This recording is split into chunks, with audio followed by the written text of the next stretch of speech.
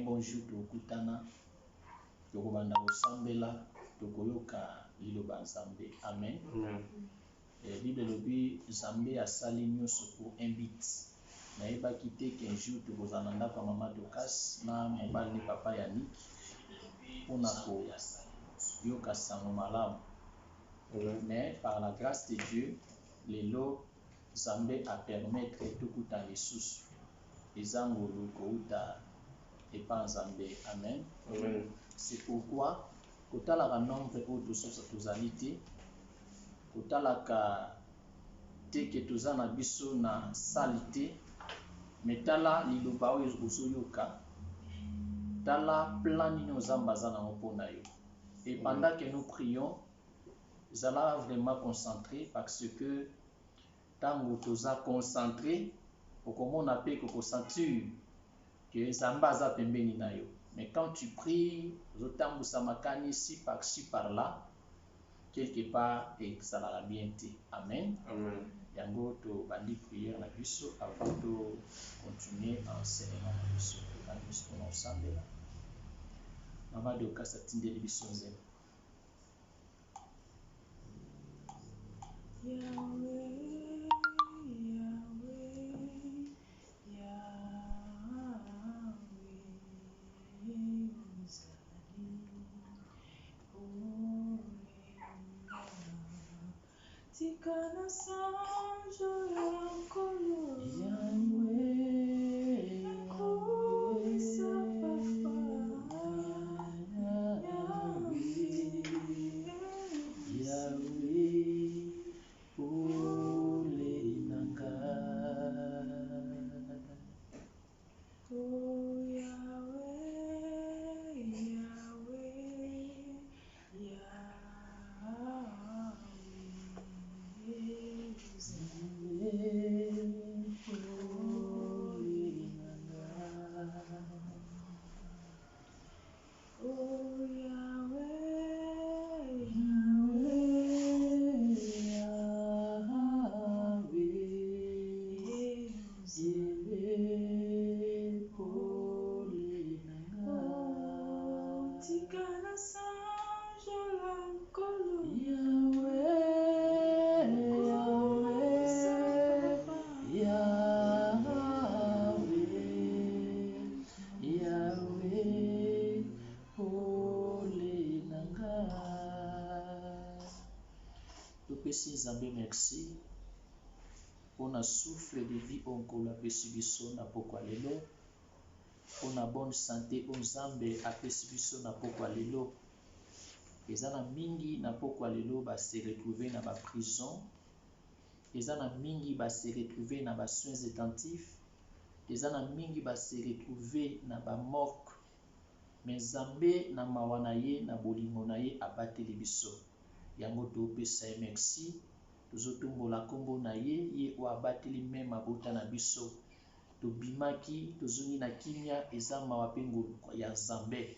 Yango tozopesa ye merci na bolamu o atalisi liko na biso. Prions au nom de Jésus. Seigneur, que ton nom soit loué. Merci Nzambe pour na souffle de vie, oh Dieu. Oh yo o accordé biso na pokwa lelo. Merci pour na bonne santé Nzambe. Oh yo o accordé biso na pokwa lelo. Eza na mingi Nzambe pokwa lelo ekuteli bango na ba prison. Eza na mingi kolo pokwa lelo ekuteli bango Nzambe na ba hôpital. Eza na mingi oh Dieu pokwa lelo tout puissant ekutaneli bango Nzambe na ba morgue. Mais na kati ya mawa na yo, na kati ya bolingo na yo tout puissant, o accorde biso grâce ya kovona pokwa lelo Jésus.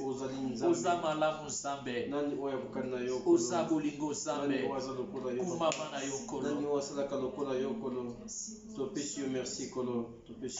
Matondo mingi kolo, matondo mingi, matondo mingi kolo Yesu, matondo mingi, matondo mingi kolo.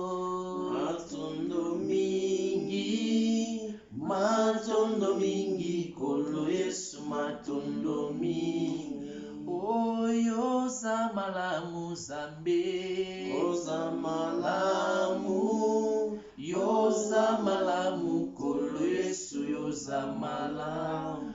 Oh yoza bolingo Zambe. Yoza bolingo. Yoza bolingo kolo Yesu yoza bolingo. Tozo ko implorer mawa Nzambe na bavi na biso. Yebisa Nzambe asopa mawa na ye na vi na yo. Makombe le but que si nous confessons nos péchés, aza juste et fidèle à kolimbisa masomo na biso. Pe a ko purifier biso na ba iniquité nyonso. Yebisa Nzambe kolo sopa mawa na bomo inanda. Kolo sanctifier nga liboso na yo. Ba erreur nyonso na kometraki, ba malobo ebimaki na munoko na ngai. Misu na ngai monaki makambo epesaki yo lokumu te. O matu esepelaki koyoka etombolaki kombo na yo te. Nzambe limbisa ngai. Prions au nom de Jésus. Oh Yahweh. Tosambele epa na yo, le Dieu tout-puissant. Tobondeli epa na yo, Père éternel. Pour implorer mawana yo Nzambe na ba vie na biso Seigneur. Sopa mawana yo tout puissant na bomo na biso. Sopa mawana yo Nzambe na bomo ya papa Yannick. Sopa mawana yo na bomo ya mama Dokas. Sopa mawana yo Nzambe na bomo ya mama Priscilla. Sopa mawana yo na bomo na Nzambe. Nyonso oto salaki Nzambe. Liboso na yo tout-puissant eke pesaki yo lokumu te likolo. Limbisa biso papa na ngai. Limbisa biso papa na ngai. Limbisa biso papa na ngai. Sopa mawa na yo tout-puissant na bavi na biso. Sanctifie biso Nzambe. Tokoma peto liboso na yo kolo. Na kombo na Yesu, oh Dieu. Au nom de Jésus. Au nom de Jésus. Tozo ko implorer présence à Saint-Esprit na kat na biso. Parce que makome lobi soyez conduits du Saint-Esprit et que Nzambe a conduire biso na nguya molimo na ye. Nguya nyonso ekoko telemela raconte na biso to telemela na kombo na Yesu. Prions au nom de Jésus. Oh Yahweh, le Dieu tout-puissant, laisse que ta présence soit au milieu de nous. Au nom puissant de Jésus. Nasambele pa na yo Nzambe. Nabondeli epa na yo Nzambe. Kosenga présence na yo na kati na biso. Laisse que molimo no mosantu ekamba biso. Nguya nyonso oyo ekotelemela ngonga oyo. Tobebisi yango au nom de Jésus. Le Dieu tout-puissant, nguya nyonso ya distraction. Oyo ekoko distraire papa Yannick. Oyo ekoko distraire mama Dokas. Oyo ekoko distraire mama Priscilla. Oui, comme ma distraction dans le moment évangile, dans le moment d'enseignement. Oui, comme distrait, comme même pour se concentrer. Oh Dieu, te t'élever au nom de Jésus.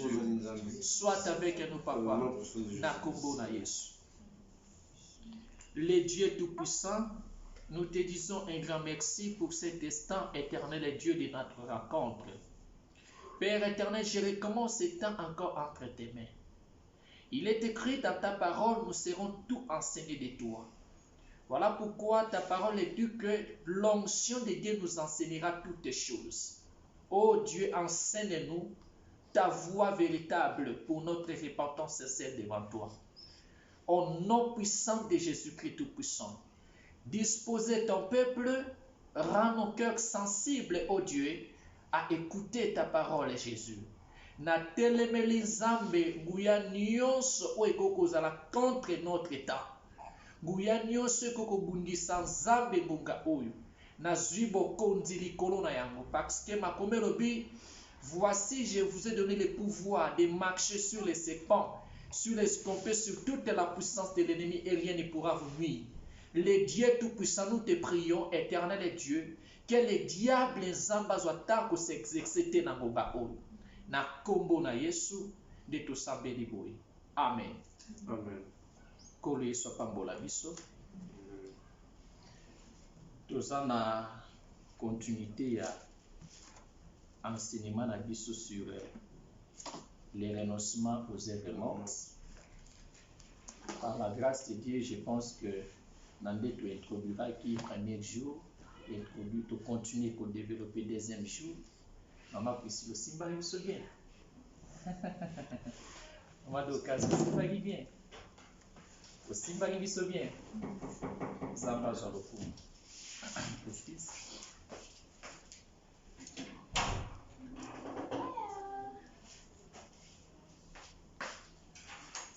Zambé nous sommes à Hébreux chapitre 6, les versets 1 à 2. Papa Yannick Botagne. Hébreux chapitre verset chapitre 6, les versets 1 à 2. Therefore, leaving discussion of the elementary principles of Christ, let us go on to perfection, not laying again the foundation of repentance from the dead work of faith toward repentance from dead works and of faith toward God, of the doctrine of baptisms, of lying on of ends, of resurrection of the dead, and of eternal judgment. Amen. Amen. Tubaki que par la grâce de Dieu, tu peux expliquer tous les éléments de la parole où Paul a cité dans Hébreux chapitre 6, les versets 1 à 2. Amen. Eza pona ko mema une fondation na kati ya foi chrétien na biso pe eza pona ko soutenir biso toyeba comment ko se conduire liboso ya Nzambe. Amen. Parce que liloba Nzambe nde moto yaka kopesa biso forme ya malamu ya kotambola. Tant oza chrétien, c'est par rapport à l'évangile que va na kati na biso. Amen. Et c'est par la grâce de Dieu que Meka qui déjà introduit sur les renoncements aux œuvres mortes. Ça va continuer un peu que sur la biso to développer qui a déjà. Et même si je pose un peu de questions surtout na maman, papa Yannick Amela qui a déjà, maman koye banae. Amen. Amen. Lelo tozotalisa comment mutu akoko se renoncer. Comment mutu akoki kotika makambo ya mabe, parce que renoncement tolobaki eza quoi abandonner ba œuvre morte. Ba œuvre morte eza péché. Or totalisaki que péché ezalaka nde pédagogue ya liwa, puisque Bible elobi le salaire du péché c'est la mort. En d'autres termes, le péché ezoko guider mutu à la mort. Yango Paul tanga zokote ya ba chrétien alobi que ba abandonner ba œuvre morte. Hein maman? Ba abandonner ba œuvre morte. Pourquoi? C'est parce que ce sont des œuvres oyo ezoko conduire les gens dans les péchés. Par la grâce de Dieu tomeka ki ko expliquer ba biloko wana nyoso. Nde lelo tozotalisa comment mutu akoki ko se renoncer na ba œuvre morte.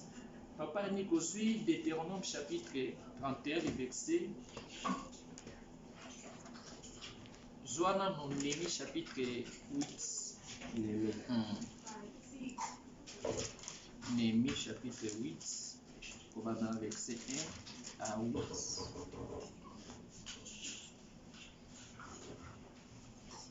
Némi chapitre 8. On va dans le verset 1 à 8.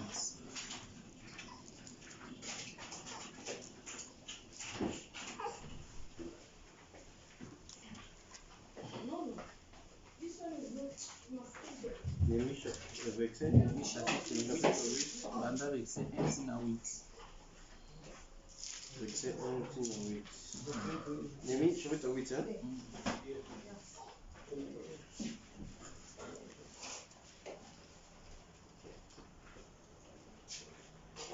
Non, all people gathered together as men in the open square that was in front of the water gate.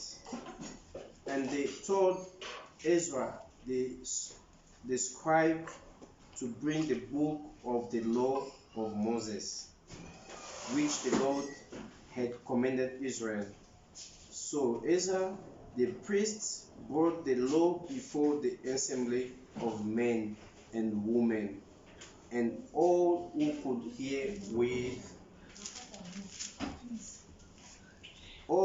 hear with understanding on the first day of the 7th month. Then he read from it in the open square that was in front of the water gate from morning until midday, before the men and women and those who could understand, and the ear of all the people were attentive to the book of the law. So Ezra the scribe stood on a platform of wood which they had made for the purpose. Amen. Tobakisi on a Deutéronome chapitre 31. Tobakisi on a Deutéronome chapitre 31. Wana totanga na biso te za abino zambe sa abino grâce pour ça la lecture. Deutéronome chapitre 31 des versets 9 à 13.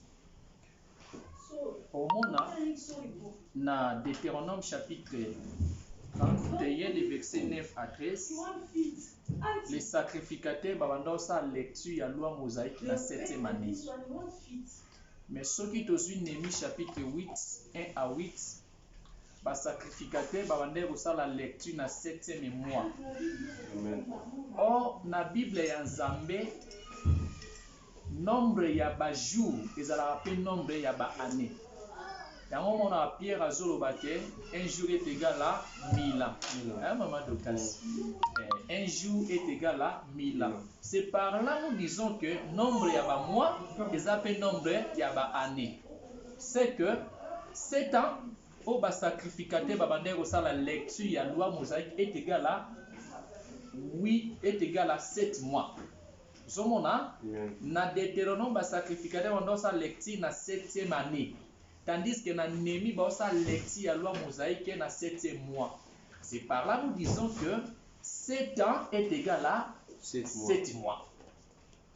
Et cela va être passé pendant la fête ya tabernacle. Na pour expliquer biso tabernacle était lelo mais nazo le kakaka. Et bandeko ça pendant la fête ya tabernacle. Et c'est là que les sacrificateurs faisaient la lecture de la loi. Mais vous allez remarquer que pendant que les sacrificateurs faisaient la lecture de la loi, les peuples ne restaient pas dans leur tente. Pendant que les sacrificateurs faisaient la lecture de la loi, les peuples devaient faire le mouvement de quitter leur tente.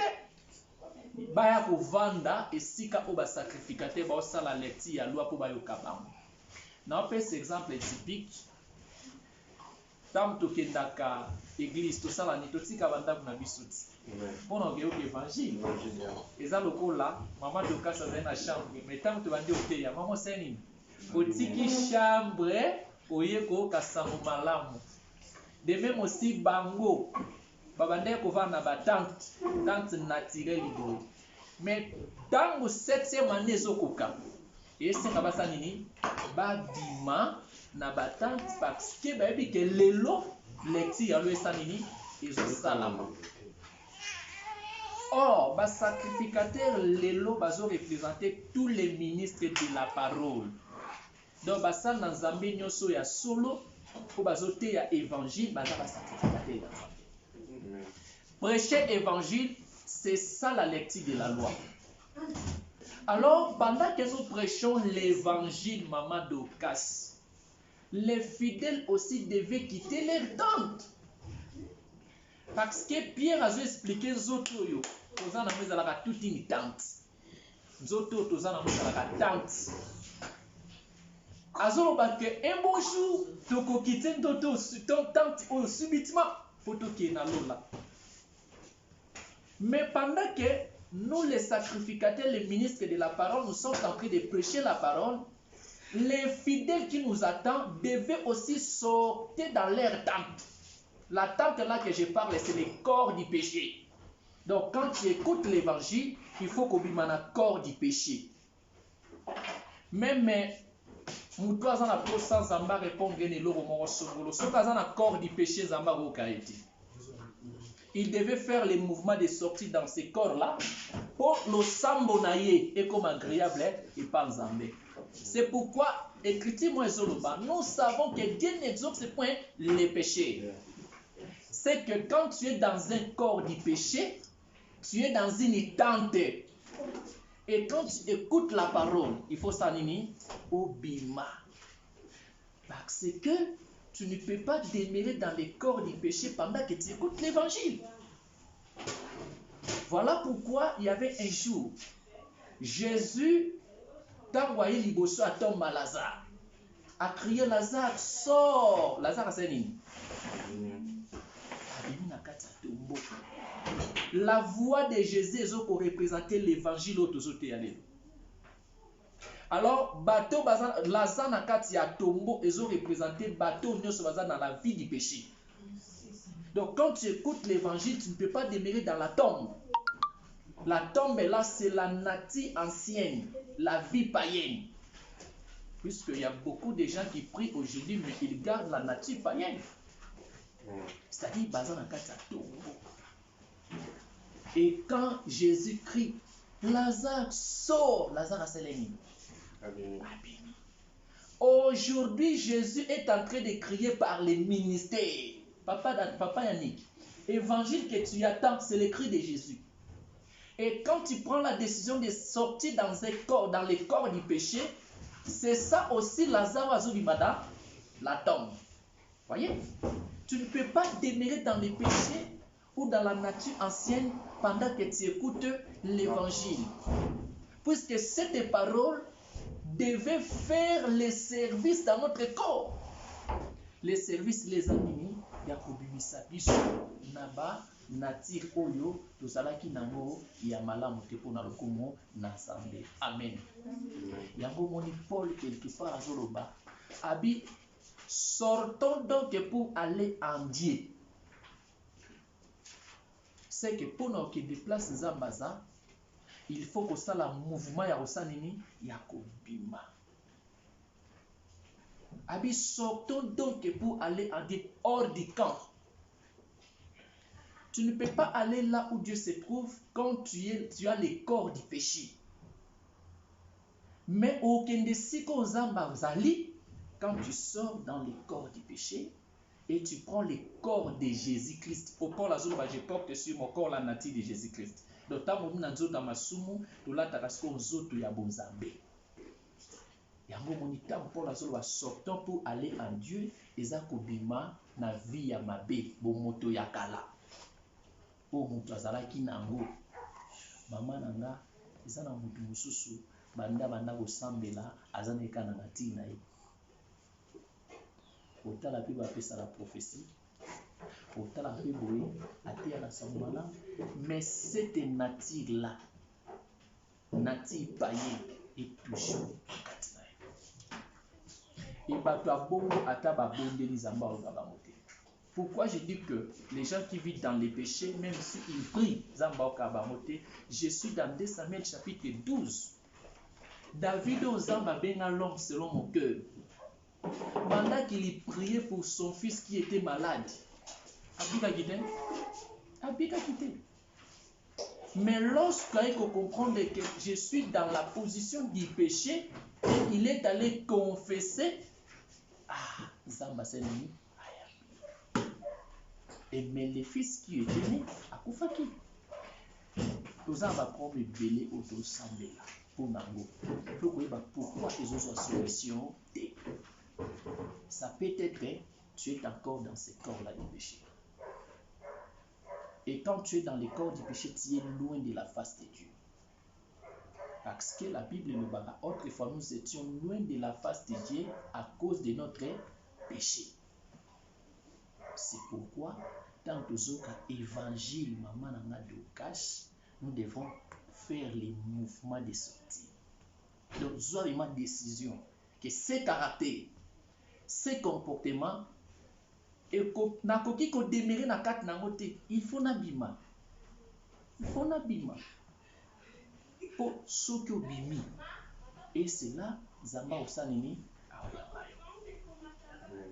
donc, tant pour la Zoloba, sortons pour aller en Dieu, hors du camp, bien que cette écriture à Hébreu chapitre 13 est prophétique, mais nous avons un aspect de doctrine pour nous que pendant que l'évangile les autres est par les ministères, il faut que Bimara ait un certain caractère, un certain comportement du monde. Et Paul a continué Koloba parce que Mokili Oyo Ezaya bisoté.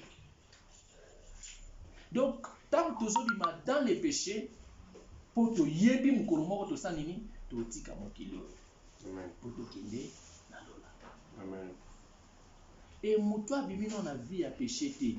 Mukolo pe so ya obimata ozana sa. Mutwa azana corps ya péché. Mukolo yesu akokita po aya kozwa ba santu nzoto wana eko kangayo. Eloko ekambo eza charge wana parce que lisumu ezala la charge papa ya nini. Osenti charge mona nzoto kilo. Moyo kende eza te. Mais bateau ba kende eza bateau lilo bazambe transforma ba corps na bango.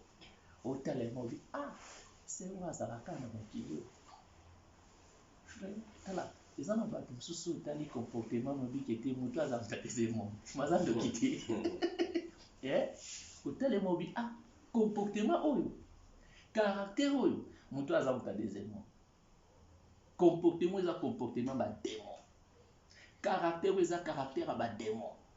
De même aussi eza na ba comportement musu ba centre ba so affiché. So observer obi que non moto avanda na mabele avanda na lola. Parce que je vous ai dit que nous sommes dans le monde, mais nous ne sommes pas de ce monde. Car notre vie est cachée en Christ, en Dieu. Dieu habite dans les cieux. Pour David azoloba notre Dieu o azana likolo azotala na sazomona batu na mabele. C'est que tant que notre vie est cachée en Christ, Dieu biso pe devanda na likolo. Mais pourquoi toko se comporter igual batu ki? So devanda na likolo. Faut makambo na biso peza na ka ndenge mona batu likolo. Est-ce que nzamba finga? Nzambe mana bu nzambe na ye finga. Est-ce que nzamba kosaka? Donc nous devons sortir na babiloko nzamba kosala te. Autant que tokomi bana nzambe, tokomi komi ba nature ya nzambe. Esengeli sikoyo to banda kotika babiloko oyo nzamba salaka te. Est-ce nzamba okosema mawabi okasi nzamba evavi akosi yo? Non. C'est le diable qui est le père des mensonges. Et la personne qui vit dans les péchés est le fils du malin. Tandis que ceux qui vivent dans la justice, dans la sanctification, sont les fils de Dieu. Tous vivent dans les péchés parce que tous abana ya diable était. Cet évangile que nous écoutons est singé sa musala na kat na biso. Tant évangile est sali musala na kat na yo, oko remarquer que naza biso o nazala kité. Kitete manazali na mwema ocheto cheza lisuti. Dana, zana bato azali mage non, olobi bwenga pe na lobi. Osali na bwenga pe na se. Donc ba na kata loi pour exemple.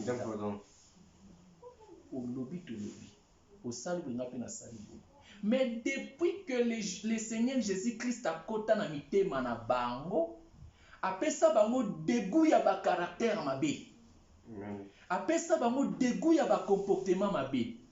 Esprit ya toche Yesu Christ sani alongolango. Eza ba biloko yo tango to ye na makambo ya Nzambe, tango to komi bana Nzambe o esengeli to bima na kati nango.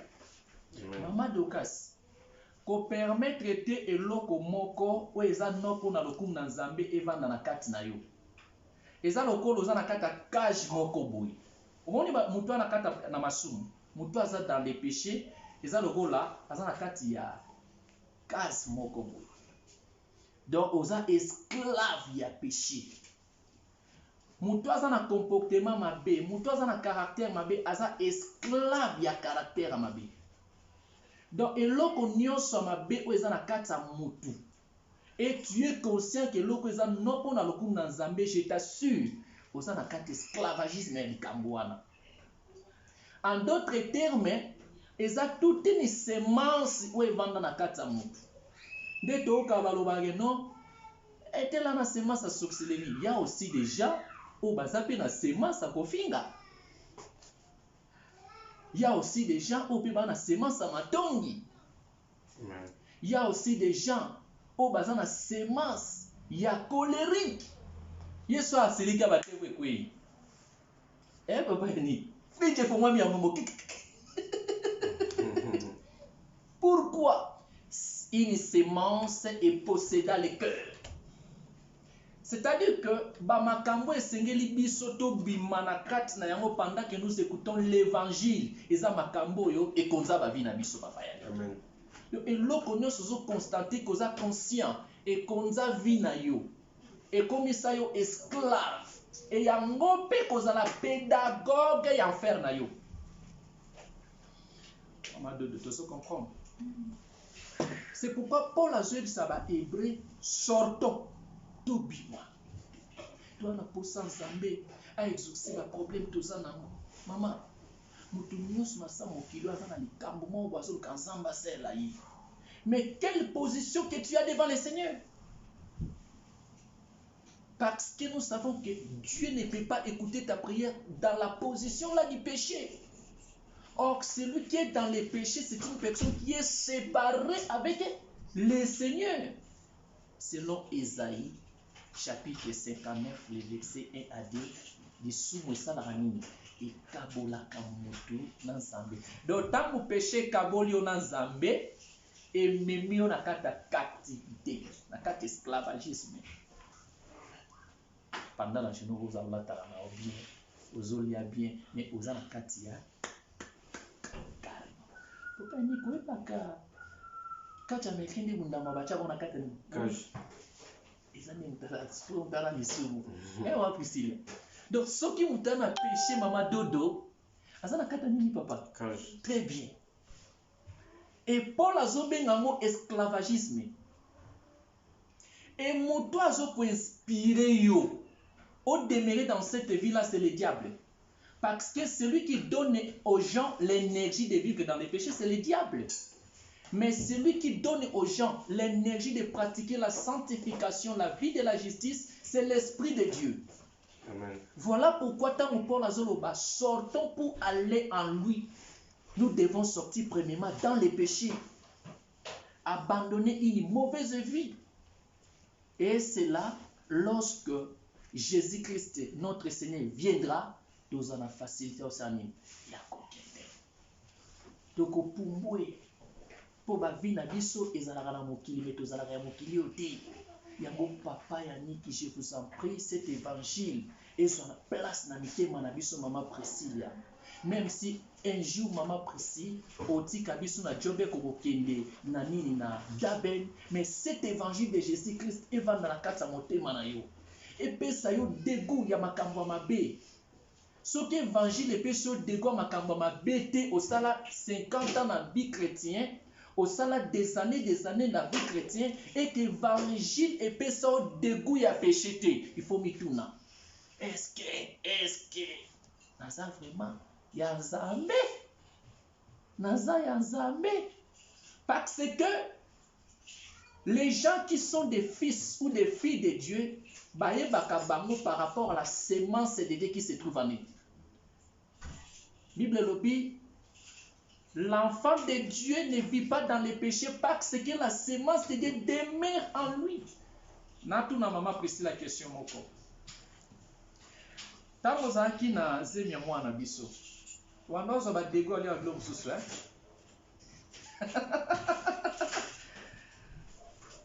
Donc, quand tu avais la sémence, cette sémence, les bandes personnes. Du coup, il y a aucun problème de l'eau comme ça. Et puis ce dégoût. Maman Dodo, et ça donne le dégoût. Attends, maman, on a soit docteur à Ebi Babilo Kouana. Basi bakoma akopona. Pour y a un médecin, à un science à Yebi. Basi bakoma akopona, papa Yannick. Il y a des fois même biso mibali. Si vous sentez mon orono bien été, c'est masse moko. Il y a un kat na yo. Ils ont péqué son melati. Ils ont péqué son lialoso. Parce qu'il y a une sémence qui se trouve en toi. Cette sémence, les années. Ils ont banyama bascaris. Maman de Sibinga. Donc, à cause, il y a un germe qui se trouve dans l'ibumunayo. Et ça, sémence, où est comme il sont liés misili. Oliama tembele, oliandunda. À cause, la sémence. De même aussi, ceux qui moi ça na zemi. Et puis ça cahier, de comment il y a ma bleu ou. Voilà pourquoi nous disons que la parole de Dieu en nous, c'est toute une sémence. Cette parole qui est une sémence en nous, ils ont saigné peut s'habiller, peut débouiller à pécher. Parce que c'est une sémence. Amen. Donc, il y comme une sémence, et senga pepe sabiso débouille à masumu. Maman Dodo. Il y a une sémence. Marc chapitre 4, le verset 14, Bible dit que les sémèques sèment la parole. Les sémèques, c'est Jésus, est en train de s'aimer sa parole comme une sémence à travers les 5 ministères. Donc, tant que tu sautes à sa maman, Esaïe sur ça, à la sémence. En d'autres termes, nous avons ma belle, où ils ont recevoir l'ilobazambe comme une sémence. Dans Esaïe écrit moi ilobaka, l'ilobazambe zala logo la vula. Soke kiti. Bible le moment où la soke kiti.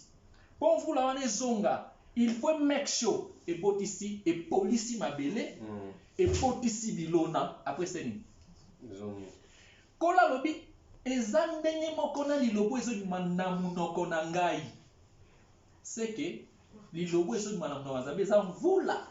Papa Yannick biso batu mama Dodo nde tozala mabele. Donc tant liloba nzambe ezokota na kati ya mutu. C'est la sémence qui entre dans une terre.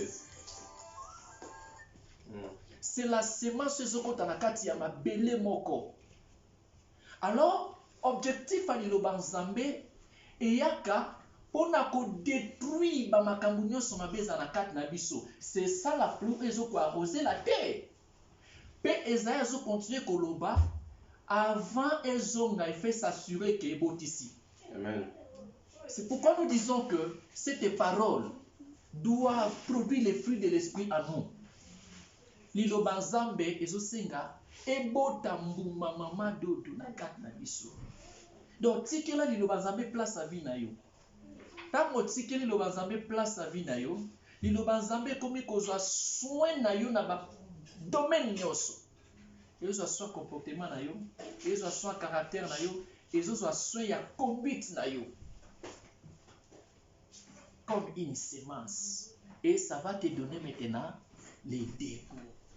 Otale mowi motema fininga na zone sa te pona lokumu na nzambe. Motema salinga mabe pona lokumu na nzambe na bimade na monde wana. Est-ce que Lazare tanga bimana na tombo azonga na tombo? Ozomon azonga lisusu te. Mais il y a beaucoup de gens, ils sortent dans les péchés, ils retournent encore dans les péchés. C'est pourquoi Christ azozamba zoloba malheur na moto asenini a ça. Regarde en Égypte. Égypte, c'est la nature du péché, c'est l'image du péché. C'est-à-dire que ceux qui retournent dans les péchés, ils sont des malheureux. L'enlèvement peut se manifester aujourd'hui à Kotikala. Pour nani, abimanante. Peu importe les problèmes que nous devons avoir, il faut, pour Zambayo Kabiso, nous devons faire un mouvement. Kobimana vie ya mabe. Oui que vie oyo eza vie ezope sans nzambe lokumu te. Vie nyonso ezope sans nzambe lokumu te epesa rende diable lokumu. Mama amen. Amen. Il y a beaucoup de gens qui sont des adorateurs du diable sans le savoir. Maman Docas, quand tu es devenue chrétienne, Maman Priscilla, quand tu es devenue chrétienne, sache que Dieu a mis sa sémence à toi. Cette sémence-là, ils ont senga. Et ça, la musala na kati na yo. Si que la sémence soit en espace, et bandako produit. Babenaka grossesse na domaine ya science, ils ont un état physiologique. Ils ont une maladie. Physiologie, ils ont fonctionnement de l'organisme. C'est que zemi ya nzambe na kati na biso singile ma transformation. Liloba nzambe ya mama efe memela biso transformation. Donc nzoto yo elongwa nzoto ya kibonga ekoma nzoto ya Jésus. Tango nzoto na biso ekomi na nature ya Jésus, o nyonso tosenga nzambe ekozala partage na biso. Amen. Voilà pourquoi, lorsque les sacrificateurs faisaient la lecture de la loi Maman Dodo, les peuples sautaient dans leur tente. Aujourd'hui, les sacrificateurs, ce sont les ministres. Les sacrificateurs, ce sont les ministres de la parole. La tente que nous devons sortir pendant que nous écoutons la prédication qui est l'image de la lecture de la loi, nous devons faire quoi? Sortir. Maman Priscilla, nazo bisolo moko. Omoni soki moto na kata de sumu, ezalaka mokumba mo bibo diable ya bisai. Na bitu batali solo wana. Basimbi sinyo, moment donné. Diable abi simba, omoni mokumba simbi, et comme memo na fire. Maman Priscilla.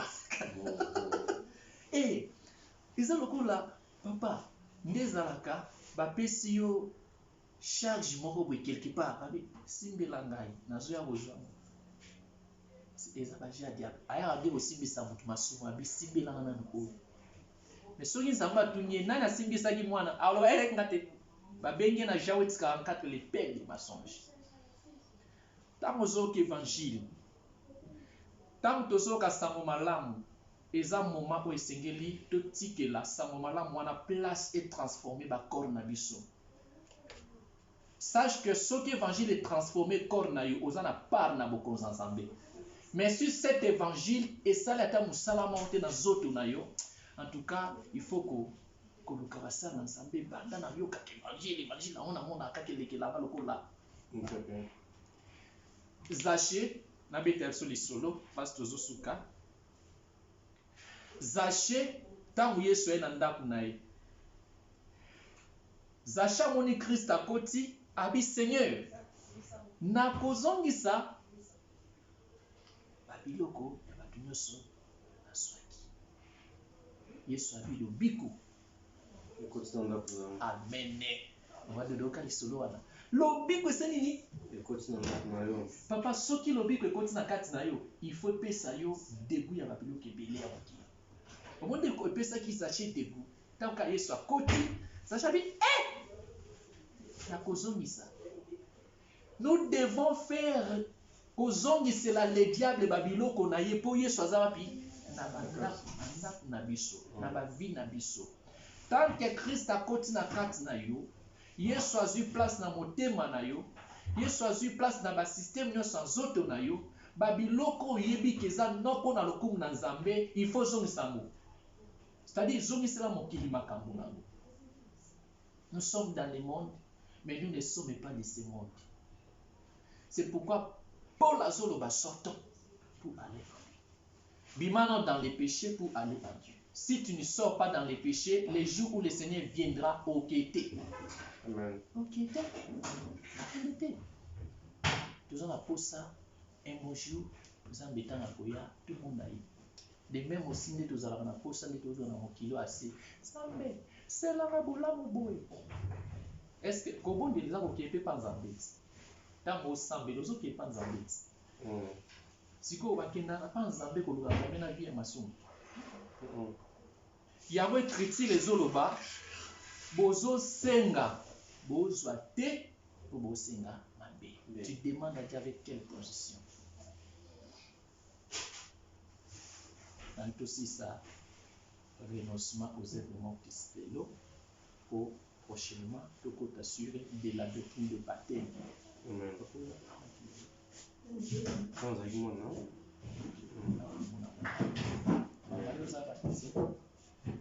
Et you can totally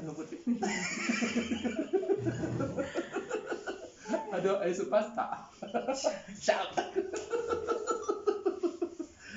Amen. Amen.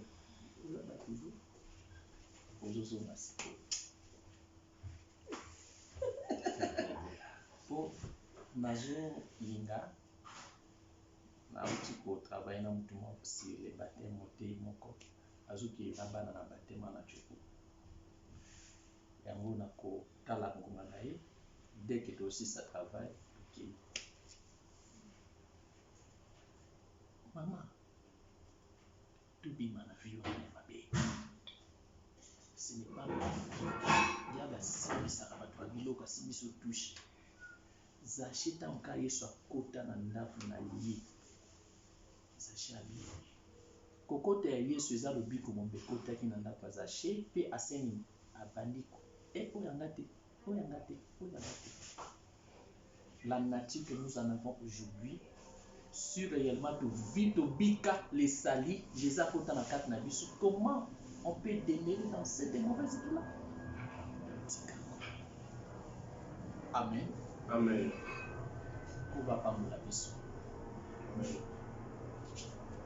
Maman, aux amas monini na sango je t'informe, je t'assure.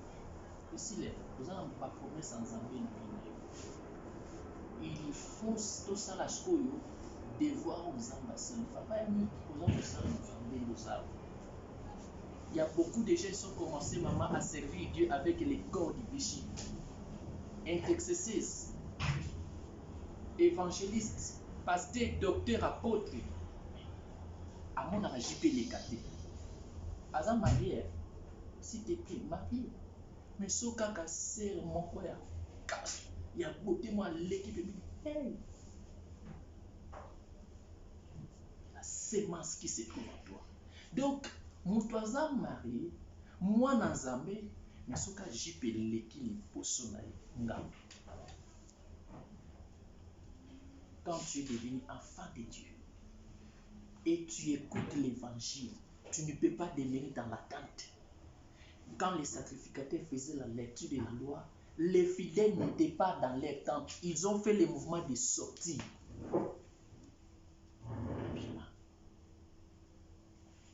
Mais même aussi quand tu attends la parole, tu écoutes la parole, comprendre que Zambé a l'iningai. Ils ont pas publié bazana na baro za tout ya fruit du Seigneur. Ils ont pas publié bazana ba boîte ou ils ont tout mais Zamba mimi na boîte évangile. Zamba mimi et plat na o eza boîte évangile. Zamba mimi wana. Zamba na posa o me la parole. Oko olangwa, kolangwa zani, je prends la décision. Ah! Na pona zalaki. Ati. Façon va nous répondre batu. Te liloba Nzambe epesinga elobeli mususu changer forme nanga. C'est ça l'objectif. Misa Nzambe l'évangile nous a pas mimi yo. Ekosala yo mwasi po bato anda kotala opesa bango posa koyeba Nzambe. Évangile fait comme à niveau mora tout est batouté mais moutali yo kaka boye abi non ça c'est là ça c'est une chair en Christ. Papa il moutali yo ka vite c'est vrai.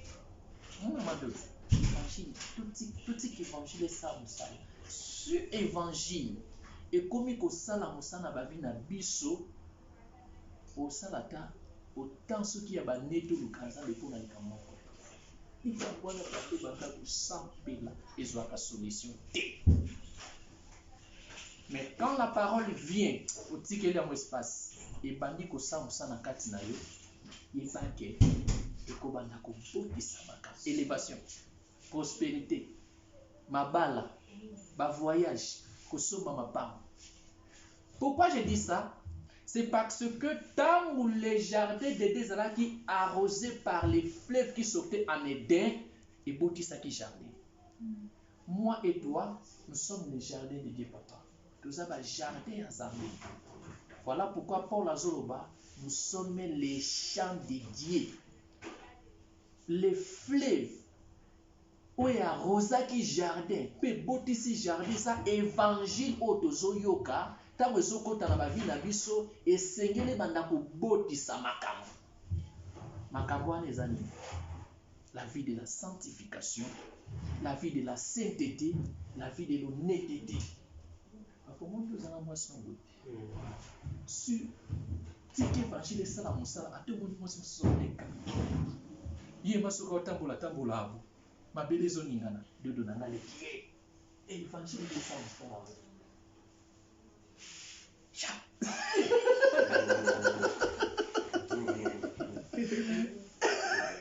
Amen, pasteur, au commis.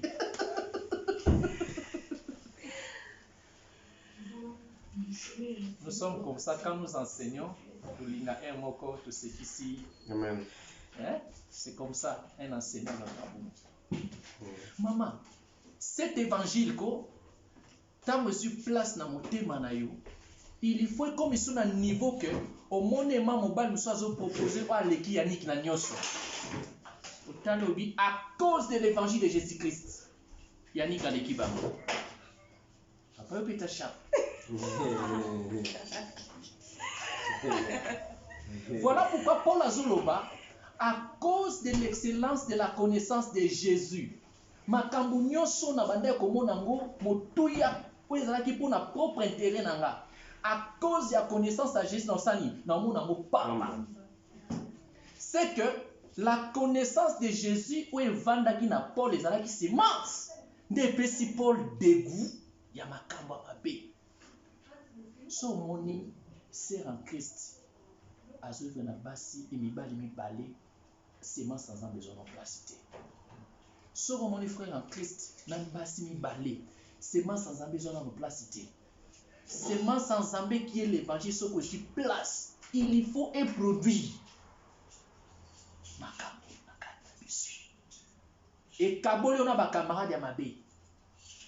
Il y a un moment où on a Matthieu chapitre 8. Papa Tanga, on a pour clôturer. On a Matthieu chapitre 8, les versets 21 à 22. Matthieu 8.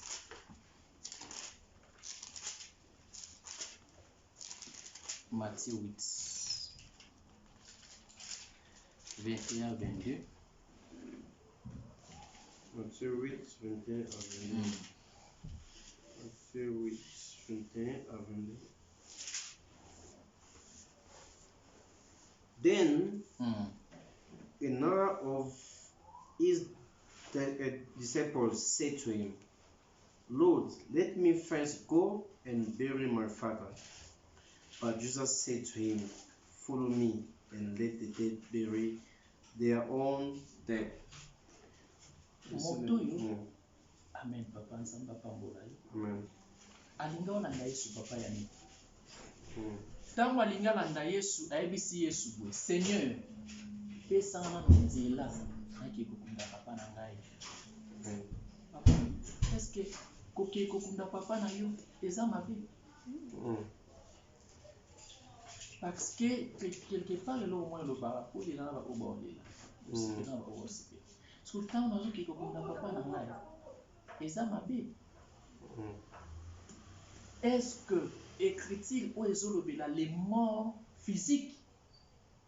Oh, Christ a pour interdire cet homme. Ce n'est pas la mort physique. Christ a pour interdire, laissez les morts ensevelir, les morts, toi suis-moi. C'est que quand tu prends la décision de poursuivre, de suivre Jésus, quand tu prends la décision de kolanda Yesu, il faut otika ba kofiba kundanga ba ona ba yo landa na Yesu. Landa Yesu.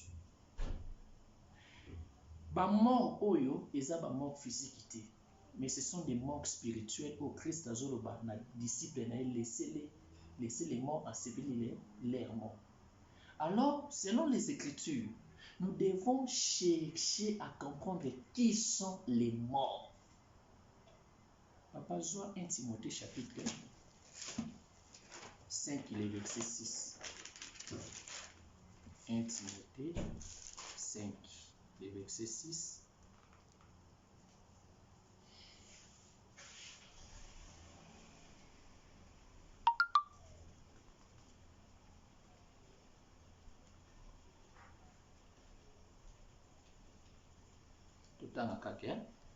Si quelqu'un, 1 Timothée 5, 6, va dire, mais celle qui vit dans les plaisirs est mort quoi que vivante. Il faut comprendre les gens que les morts, ce sont ceux qui vivent dans les plaisirs du monde. Donc, tant où Jésus et sa disciple, on a laissé les morts ensevelir les morts, toi, sur moi, Christ a interdit disciples ou azala ensemble avec les gens qui vivent dans le monde. C'est pourquoi j'ai dit que quand l'évangile prend la possession de ta vie, tu dois, cet évangile-là, il faut séparer you dans ma camarade de ma vie. Hein? Moto yo, dans la lingala Yesu celui-ci, laissez les morts, ensevelir les morts, toi suis-moi. Donc Yesu kabola na ba mort. Les morts, ce sont ceux qui vivent dans les plaisirs. Papa a dit que tika évangile séparé na ba mauvais compagnons.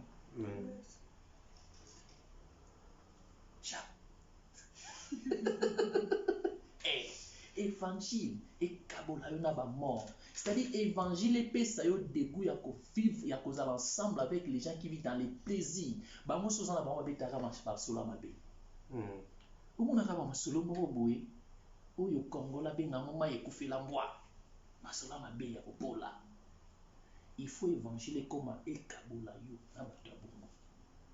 Yesu a laissé les morts, ensevelir les morts, toi sur moi. Les morts là que je dis bien, les morts physiques, mais ce sont les gens qui vivent dans les plaisirs du monde. C'est que Christ interdit son disciple de ne pas être ensemble avec ceux qui vivent dans les plaisirs des morts, ce sont les morts. Tous ceux qui vivent dans les péchés, ce sont des morts. C'est pourquoi tant que Christ a sécuit,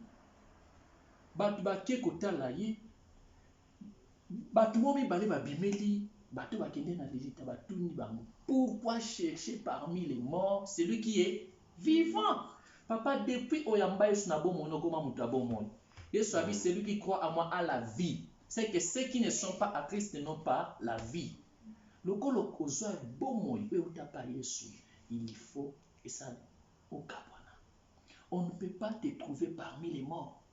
Parmi les morts, celui qui est vivant.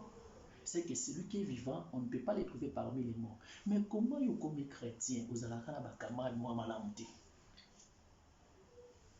J'avais dit le dimanche passé, quand vous appelez na bango, il faut que tu aies un sang malam, babima na monde wana. Parce que pour pas ndima yo, il faut vivre avec convaincre ba. Ko lo pambola biso. Amen. Aussi ici enseignement la biso hello. Par la grâce de Dieu, je pense que maman de demain me lit les renoncements aux œuvres mortes. Pour les babes de la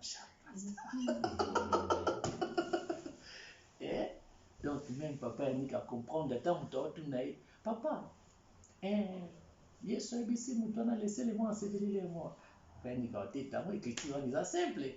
Ce sont ceux qui vivent dans les plaisirs du monde. Les aliments physiques. Tout semble. Merci Jésus. Jésus. Merci Jésus. Merci Jésus. Oh, merci Jésus. Merci Jésus. Alléluia. Alléluia. Lozanzambe. Lozanzambe. Lozanzambe. Lozanzambe. Lozanzambe. Alléluia. Alléluia.